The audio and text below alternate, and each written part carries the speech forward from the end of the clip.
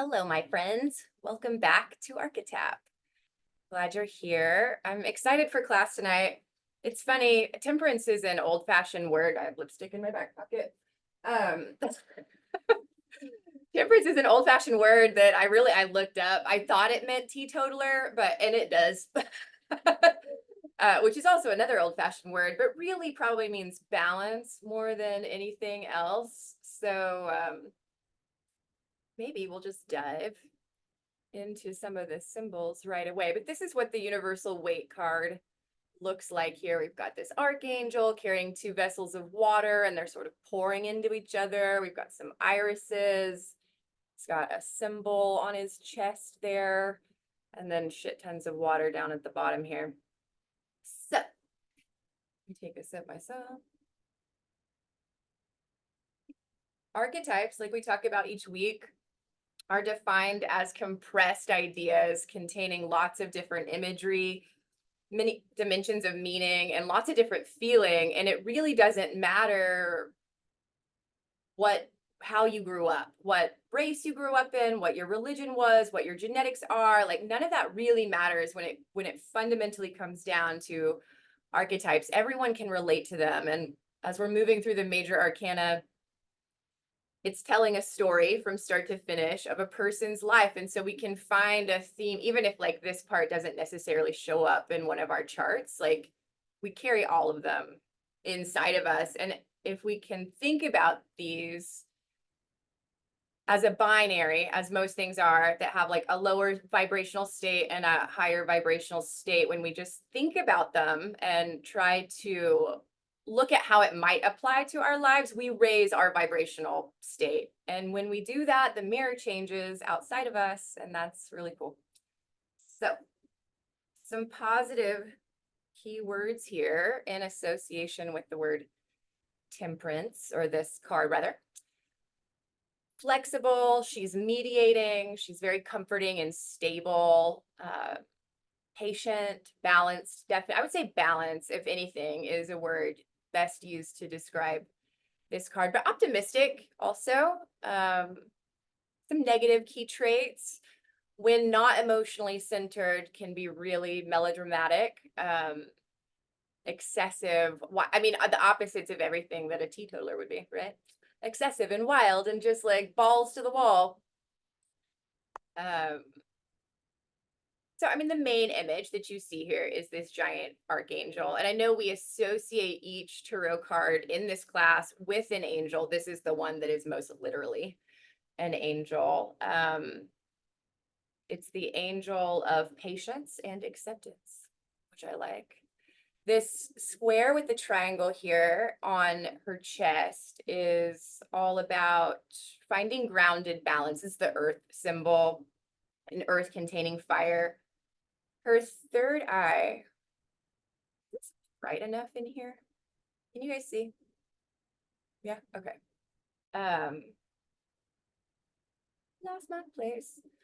Divine connection to her third eye here. And almost every version of this card has something going on in her eye there. The irises down here at the bottom are kind of a more literal translation for the goddess of Greek mythology, Iris.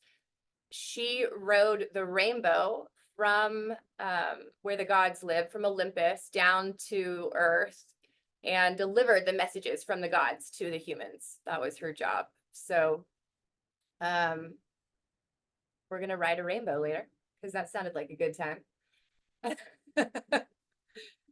And then again, these two cups, they're like, I don't know if you can tell from here, but the energy is definitely, the water doesn't look like it's flowing in any certain direction. It's going back and forth in between these two cups.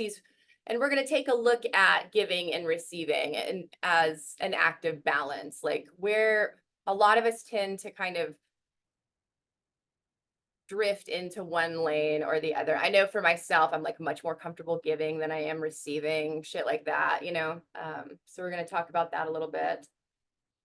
And this path that she's on here, and then she's like dipping one toe in the water. The path is always about the balanced path, like we've talked about with like the vertical horizontal path, the inward and outward path, like how we're looking at life, you know. What else? Water, definitely emotions, mystery realms, and yeah, the angel herself, just divine guidance, which we'll get into also. So yeah, the angel of patience and acceptance. In Greek mythology, she was Iris, aka the Queen of Heaven. And the astrological sign associated with her is Sagittarius. Temperance is an otherworldly archetype. She's got spirit, she's got beauty and harmony, and she transfers all of that into the material world, into matter. She's this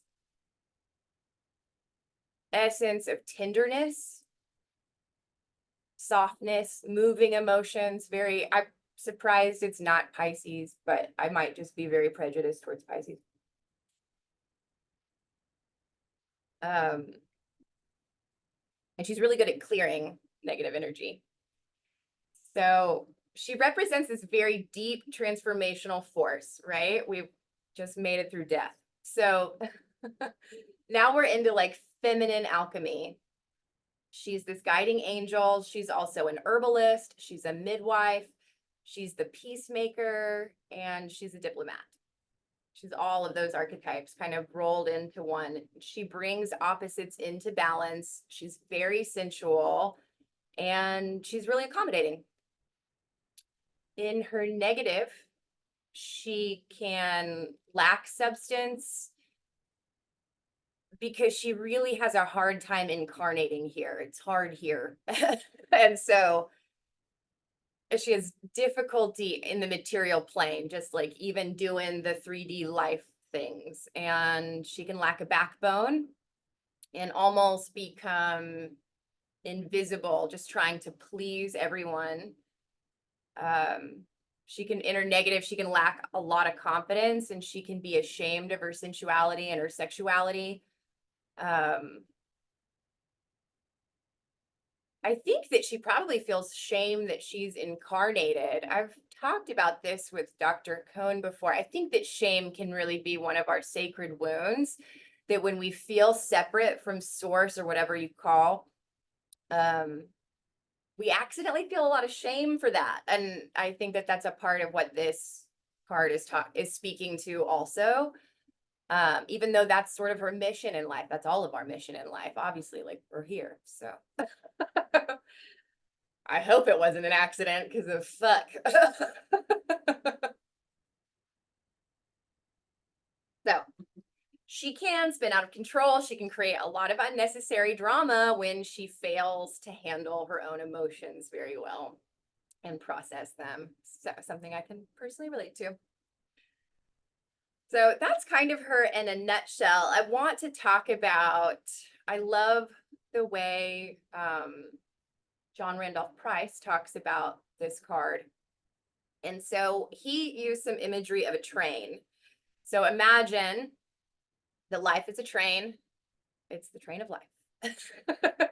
And every single human on that train, every single human on planet Earth is on that train, and they all have a window seat.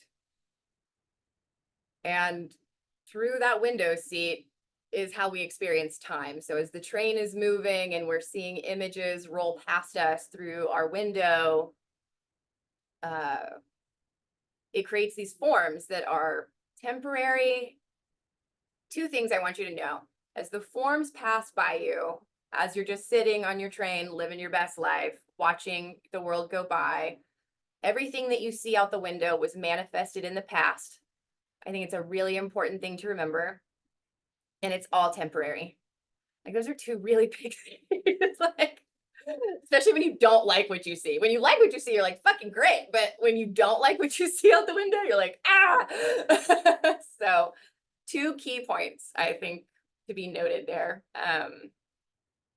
So that's what's happening. We're on the train. So like, now let's get up and take a look around the train and see who's on the train. In some train cars, there are people who are super relaxed. They've ridden the train a million times. They trust the train, and the engineer knows what's going. And even though shit coming through the window looks like scary and horrible and fuck, there's war and like, what? You know, they're just chill. They're chill. They're happy. Their thoughts are somewhere along the lines of like woefully joyful and life is meant to be fun and life is meant to be happy and creative and no fear of the future because the universe is incredibly trustworthy. So then you'd ask, does everything reflect that in their individual lives? And of course, the answer is no. And I think this is where we can really get tripped up. So again, they look out the window and they still see the same shit that we're all seeing, right? And that we're conflicted by. Like, I want to be on this spiritual path, but I don't understand why I have to also be a part of this. So there's still crime, there's still war, etc. And these are all really tough scenarios. But the people in that car know new conditions are always coming and they trust what's coming and they're just like getting ready to be ready. So they're confident in I aspire. So then you get into another, you like go to a different train car, right? It's a more mixed bag of people. Some of them are looking out the window looking really gloomy. Some are looking really tearful. Some are like, you know, just sad, Zach. And but a couple people are super happy on that train car. They're seeing something different. And a fly on the wall of this train car might hear things like, I just don't know what to do. I pray, I meditate, I do the things, you know, and still my body hurts sometimes. And there's still fucking bills to pay. And life can seem really overwhelming. And what we don't catch, oftentimes, if we're in that train car, is the voice of this angel, which also sounds like our higher self, that says, you're perceiving this wrong.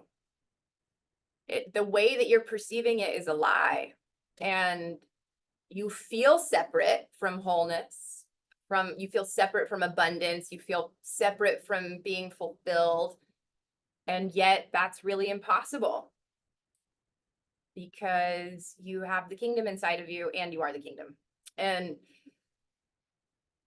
so it goes back to a really good litmus test that we have this, you know, from a human design perspective, we have an emotional center, and that emotional center is constantly giving us feedback about our thoughts. So if information comes in, insight comes in, I get a sudden burst, it goes into my mind, it goes down to my emotional center first, and then it moves through my heart, then it gets manifested out of my mouth. And the litmus test for knowing whether something is one true is if it feels like shit or not. Like, it's really that simple. It's a hard lesson for me to learn. I still have lots of practice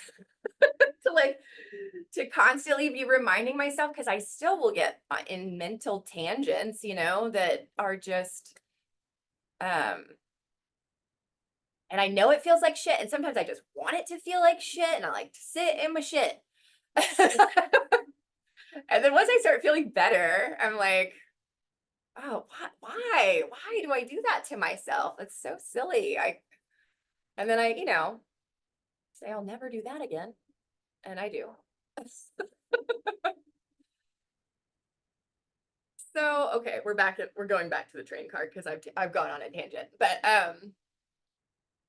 so we've got all of these different people with different thoughts. Some of them are good, some of them are bad. We've got this angel that's like, you're perceiving this wrong, you know? And your litmus test is, how does it feel? And it's your built-in lie detector. And then in another train car, you walk through and you've got all the fucking realists of the world, right? The ones that are like, the world is going to hell in a handbasket. The past was better. Future's fucked. Why would we have kids? Can't you see? Like, horrified about where the world is going, right? Like, I'm not having children in this fucking place. Are you fucking kidding me? And The truth is that God and the nature or the universe or whatever you want to call has a plan, and the plan is good. Like, it just is. And I think we know that deep down because that feels better. Those other thoughts of fear and worry and what is going to go wrong and what will my future be like, they all feel like shit because it's not true, and or we're perceiving it incorrectly. And that if we can just start to like edge our thoughts closer to the truth, it feels a little bit better, and then you have a little bit more access to another thought that's a little bit truer, and you just, it's tedious. At first, it gets easier, but it is tedious at first. And trust that the plan has always existed. This is what this has been my mantra like the last few days. Like, there's a fucking plan, and the plan has always existed. I don't know what the plan is. But when we say we want to live with acceptance, that doesn't mean, and this was interesting to me. I'm going to move this paper over. This doesn't mean, pardon me, I'm gonna move the camera too. Acceptance doesn't mean we accept things as they appear to be. I didn't really get this until I started studying for this class. But instead, we accept the future. We accept the plan. We know. So even though it looks like shit right now, and I don't like it, I accept that the fundamental laws of reality are order and beauty and freedom. And those things exist at all levels, at all dimensions of time, any point on the compass of time, like all of those things exist. There's just layers of conditioning on top of them so that we can't see correctly. And when we can believe that and know it more often than not, and it's just a practice, certainly those things are going to manifest into the world, right? So we go back to our seat on the train and we process. And the bottom line sort of is commit to nature. Nature is in charge of our lives. There's nothing to worry about, regardless of how difficult a situation looks. Then we get to practice walking around going like, tra-la-la. I don't care what's out of your shitty, dirty window. The most important part of this, you cannot get kicked off the train. There's nothing that you can do, no matter your thoughts, no matter your actions. I don't care what you did in a million past lives, like none of it matters. You're on the train. There's nothing I can ever do that would warrant my expulsion from the Most High. And that's true for every single soul in the universe, no matter what kind of consciousness they have. So that was helpful to me to remind myself of too. It's like, we're all on the train. We're not getting off the train. So we can either just trust, even though we can't see where we're going. Sometimes we take really sharp turns and really steep dips and fuck, but we're all going somewhere. Okay. Any questions? Anyone want to say anything and jump in before we tap? No pressure.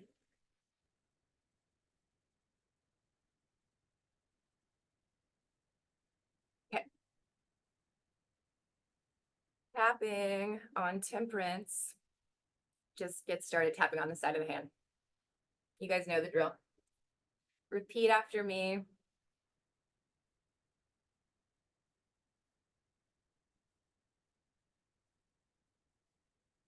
When life seems to go wrong, I come down pretty hard on myself.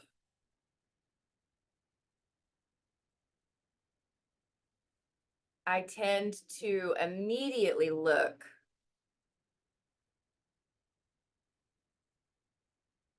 for my spiritual sin, some metaphysical cause, some emotional block from my past.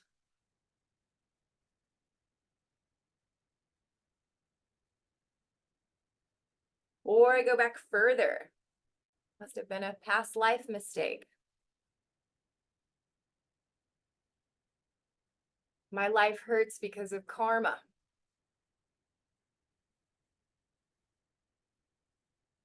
The ever-crushing guilt of the universe.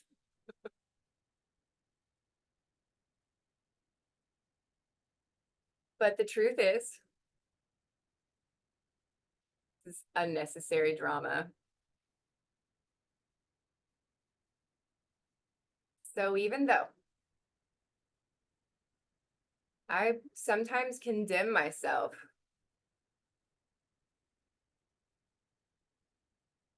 because I don't feel spiritual enough, or like I violated some spiritual laws,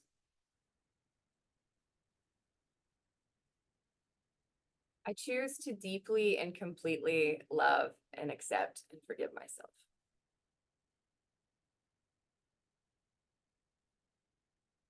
Okay, top of that. So much of this is nonsense. I have bad days. We all have bad days.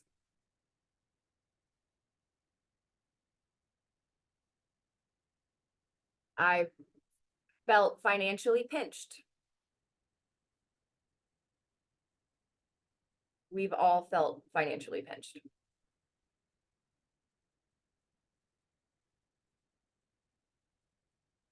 Sometimes I feel spiritually constipated.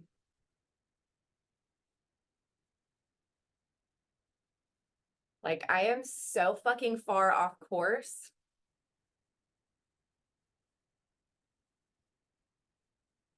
that I want to say fuck it.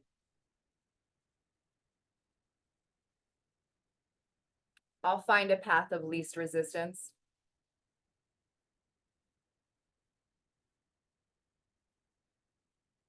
And there are times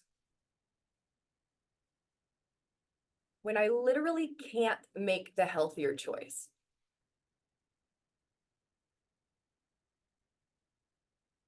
And there are times when I'm bored of the affirmations.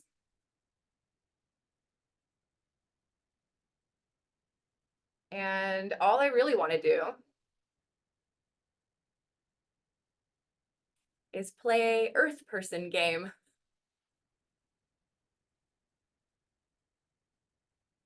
You know, Earth Person, the hedonist, just giving it all with gusto.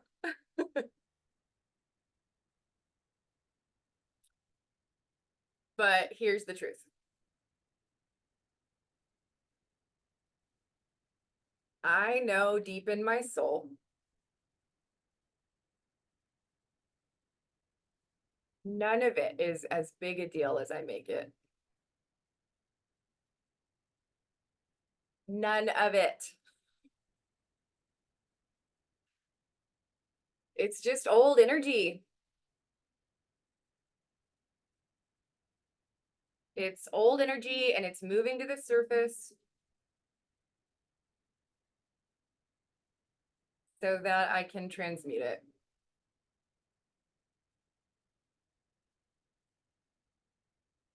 So I choose to quit worrying about where I went wrong or why I went wrong.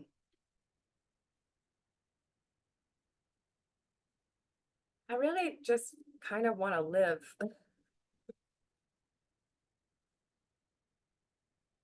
Get on with the business of living.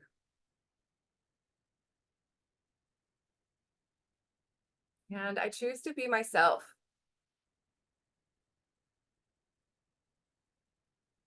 Whatever that self is that day.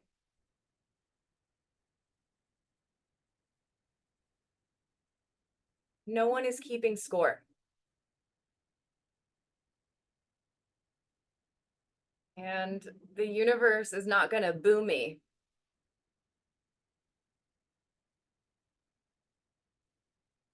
If I'm not flying high every single moment of the day.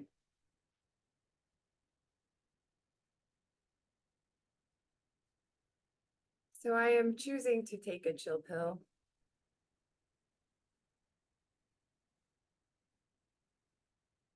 Stop trying so hard.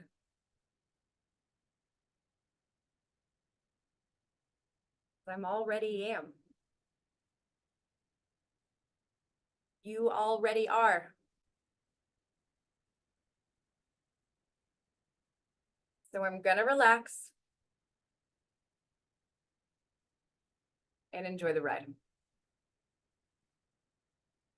And so it is. Okay. Hopefully that helped make us just kind of, it's hard to talk about this stuff and make it lighthearted. I try as best I can, but like heavy topics moving in, but hopefully we feel a little bit more relaxed. And then if you want to stay seated, great. If you want to lay down for the meditation, that's awesome too.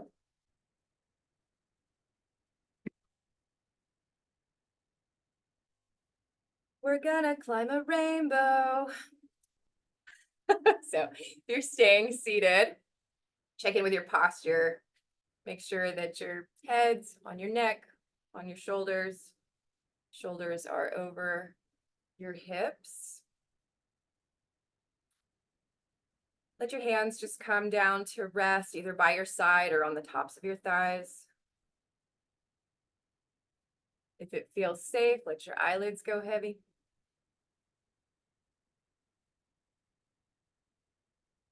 I'll take a couple deep box breaths together. So take a big, deep inhale through the nose.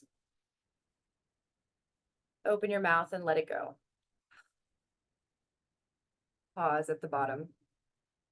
And then inhale through your nose for 4, 3, 2, 1. Hold it at the top. Exhale through the nose for 4, 3, 2, 1. Hold it at the bottom. Inhale for 4, 3, 2, 1. Hold. Exhale 4, 3, 2, 1. Hold. Inhale 4, 3, 2, 1. Hold.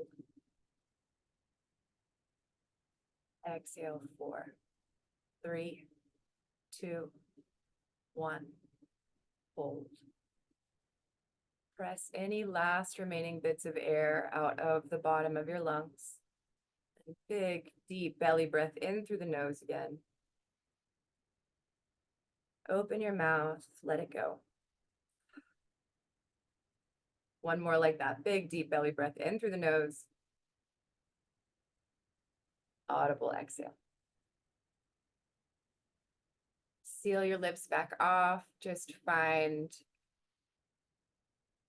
a breath pace that works for you.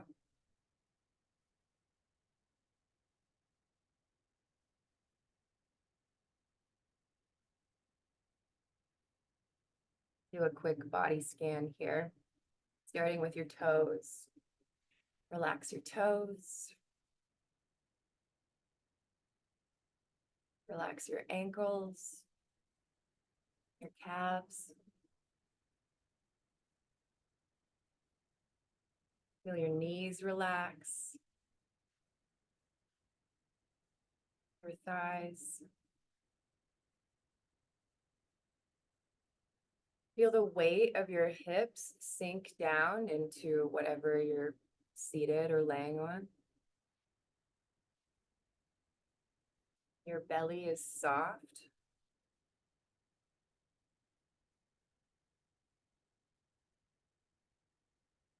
Fingers relax. wrists and your elbows.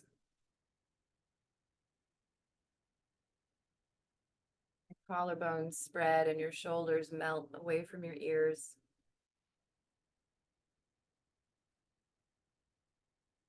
With every breath, your jaw relaxes more, your tongue. The soft lines around your eyes and your forehead relax.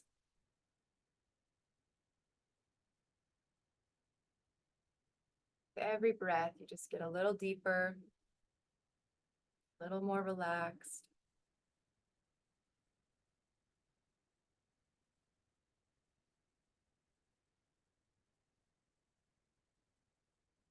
In your mind's eye, envision yourself standing at the edge of a lush, vibrant forest.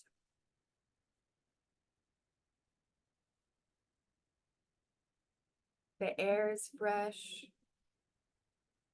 It's filled with nature sounds.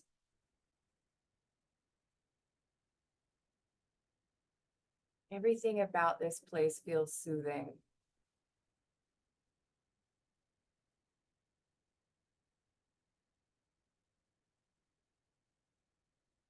You take a step into the forest, feeling the soft earth beneath your feet.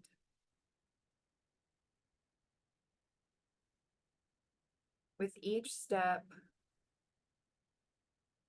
allowing the peacefulness of your surroundings to wash over you.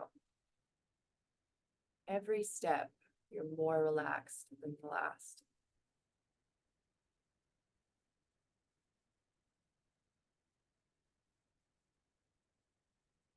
You keep walking deeper into the forest, noticing the types of trees that are around you. Maybe their leaves whisper little secrets to you as you pass by.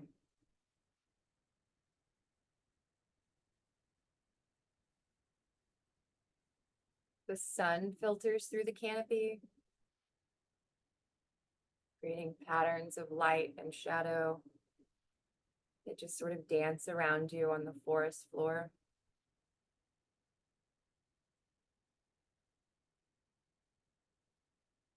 Really feel at peace here. You're surrounded by beauty, the serenity of nature.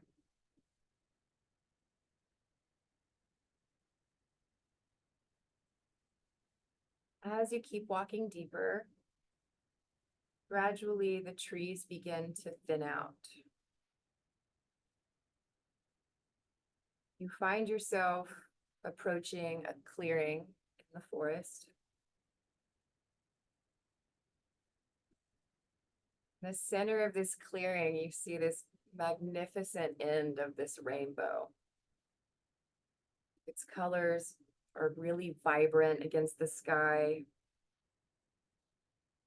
It's emanating from the earth like a bridge between worlds. You can't see the other end, but you know that it's going someplace cool. So you walk up to the rainbow, feeling a sense of wonder, feeling a sense of curiosity.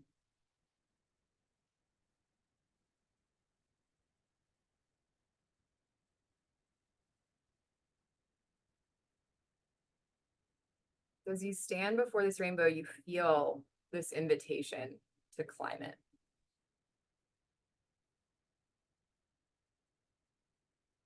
Maybe a ladder appears, maybe you just scuffle up the side, but you begin your ascent. Feeling really supported, feeling completely uplifted by all of this luminous color all around you. With each step, you rise higher and the colors get more vibrant.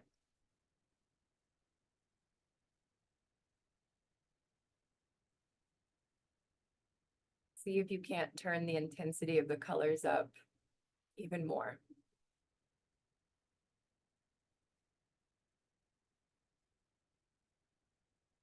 Each step that you rise higher, you enter into a space of higher consciousness. And at some point on this rainbow, you're greeted by the angel known as patience and acceptance, or temperance. Maybe she looks like the angel on the card, and maybe she looks like a completely different form. Just accept what you see. Try not to make sense of it or judge it.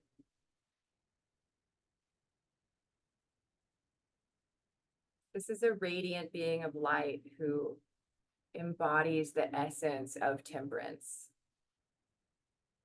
You feel the warmth and the love emanating from this presence.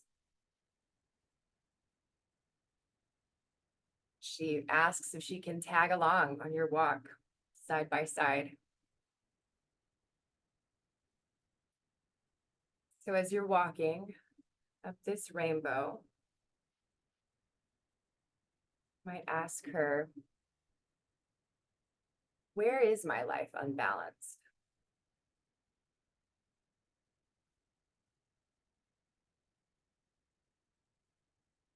Where is my life unbalanced?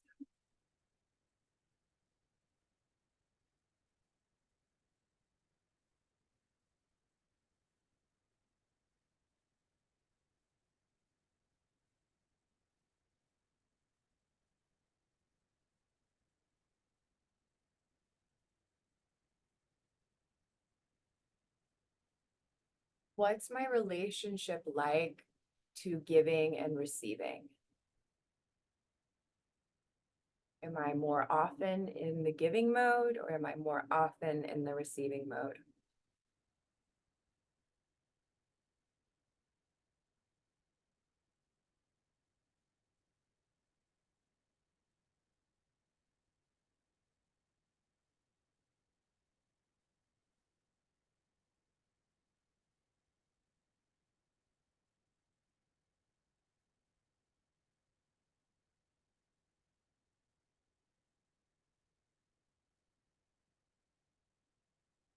How does divine guidance come to me best?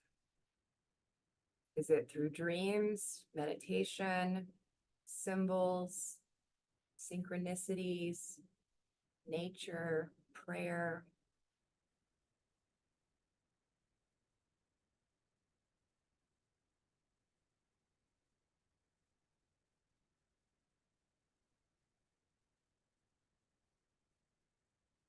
How does divine guidance come to me best?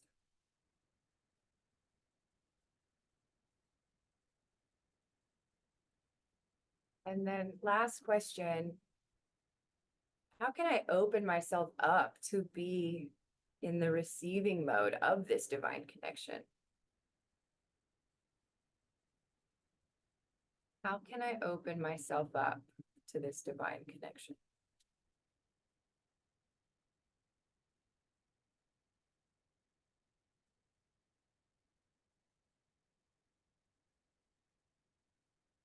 So allow yourself to be with this angel, this archetype.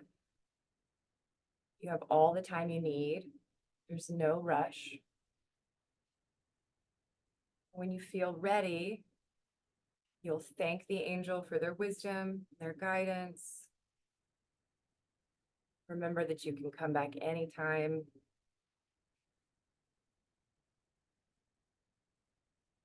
You'll turn around and slide down the rainbow back to your life when you're ready to leave.